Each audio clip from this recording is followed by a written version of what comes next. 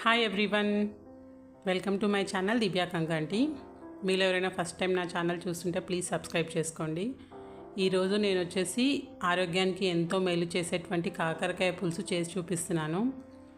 చేదు లేకుండా చాలా కమ్మగా ఉంటుందండి ఈ పులుసు. ఎంతో ఈజీగా కూడా చేసుకోవచ్చు.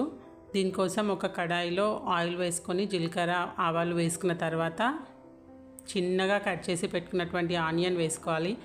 అందులోనే అల్లం వెల్లుల్లి పేస్ట్, పసుపు వేసుకొని బాగా మగ్గనివ్వాలి ఆనియన్స్ని.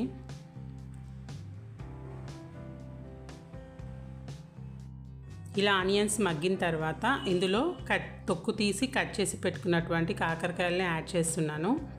ఇవి ఉప్పులో నానబెట్టి బాగా పిండి కూడా వేసుకుంటారండి ఆ చేదంతా పోవడానికి. బట్ నేను తీసుకున్నటువంటి కాకరకాయలని అలాగే వేస్తున్నాను. చేదేం రాదండి, బాగానే ఉంటుంది ఇలా చేసినా కూడా. అండ్ ఇక్కడ పులుసు కోసం చింతపండు నానబెట్టి పెట్టుకున్నాను. అండ్ ఇందులో గ్రేవీ కోసం నేను వేయించినటువంటి పల్లీలు తీసుకున్నాను. 2 టేబుల్ స్పూన్స్ పల్లీలు అండ్ 2 స్పూన్ల వేయించి పెట్టుకున్నటువంటి కొబ్బరి పొడి, ఎండు కొబ్బరి పొడి తీసుకున్నాను. అండ్ రుచికి సరిపడా సాల్ట్ అండ్ కారం పొడి 1.5 టేబుల్ స్పూన్ తీసుకున్నానండి. అండ్ ఇందులోనే లవంగా చెక్క తీసుకున్నాను. దాల్చిన చెక్క, లవంగా వేసాను. ఇవన్నీ ఫైన్గా పేస్ట్ చేసుకోవాలి. ఇలా పౌడర్గా చేసుకున్న తర్వాత ఇందులో వాటర్ వేసుకొని మనం ఒక స్మూత్ పేస్ట్ లాగా రెడీ చేసి పెట్టుకోవాలి. అండ్ ఇక్కడ వచ్చేసి ఒక 5 to 10 minutes తర్వాత మనం లిడ్ ఓపెన్ చేసి చూస్తే కాకరకాయలు బాగా ఫ్రై అయ్యి ఉంటాయండి. ఇలా ఫ్రై చేయడం వల్ల ఇందులో చేదు అంతగా ఉండదు. అండ్ ఇక్కడ వచ్చేసి నేను చింతపండు రసం యాడ్ చేస్తున్నాను.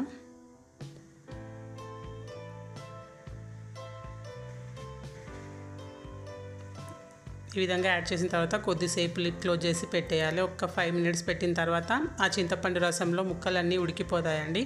తర్వాత మనం ఇక్కడ రెడీగా చేసి పెట్టుకున్నటువంటి పేస్ట్ ఉంటుంది కదా, గ్రేవీ కోసం చేసుకున్నటువంటి పేస్ట్, అది యాడ్ చేయాలి. యాడ్ చేసుకొని బాగా మిక్స్ చేసుకోవాలి. సాల్ట్ మనకి టేస్ట్ చెక్ చేసుకొని సాల్ట్ సరిపోకపోతే మళ్ళీ కొద్దిగా యాడ్ చేసుకోండి. మనం ఆయిల్లో ఫ్రై చేయడం వల్ల ముక్కల్ని అంత చేదేమీ ఉండదండి. మీకు చేదు ఉండకూడదంటే అవి కట్ చేసి పెట్టినటువంటి ముక్కల్లో సాల్ట్ వేసి ఒక అరగంట పెట్టి తర్వాత వాటిని బాగా ఇట్లా పిండేసి చేదంతా పోతుందండి. అలా కూడా చేయొచ్చు. అండ్ ఇక్కడ 5 minutes తర్వాత చూస్తే ముక్కలన్నీ బాగా ఉడికిపోయాయి. చాలా టేస్టీగా ఉంటుంది. హెల్త్ కూడా చాలా మంచిది ఈ కర్రీ. వారంకి ఒక్కసారైనా తినండి, చాలా బాగుంటుంది. రోటీస్లోకైనా రైస్లోకైనా. చివరిలో కొంచెం బెల్లం ముక్క యాడ్ చేస్తున్నాను. వన్స్ మీరు కూడా ఒకసారి ట్రై చేయండి, ఎంతో టేస్టీగా ఉంటుంది. తినని వాళ్ళైనా కూడా ఇలా చేస్తే ఈజీగా తింటారు. అండ్ ఫైనల్గా ఇట్లా ఆయిల్ సపరేట్ అవుతున్నట్టు కుక్ అయిన తర్వాత స్టవ్ ఆఫ్ చేసుకుంటే రెడీ అయిపోతుంది. ఎంతో టేస్టీగా ఉంటుందండి. మీరు కూడా చేసుకొని ఎలా ఉందో ప్లీజ్ కామెంట్ చేయండి. Please subscribe to my channel. Thank you.